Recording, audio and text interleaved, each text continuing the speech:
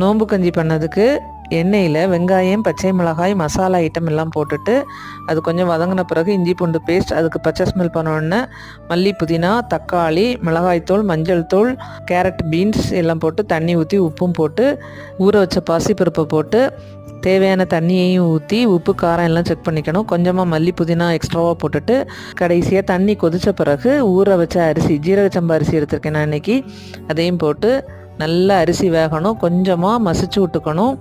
நல்லா வெந்த பிறகு தண்ணி பத்தலை எனக்கு, அதனால் கொஞ்சம் கூட தண்ணியை கொதிக்க வச்சு ஊற்றிருக்கேன். கடைசியாக உங்களுக்கு தேங்காய் பால் ஊற்றினா டேஸ்ட் ரொம்ப சூப்பராக இருக்கும். நான் இன்றைக்கி தேங்காய் துருவல் தான் போட்டிருக்கேன். இது வந்து பிரியாணியை கொஞ்சம் கஞ்சியாக குடித்தா எப்படி இருக்கும் அந்த டேஸ்ட்டில் இருக்கும்.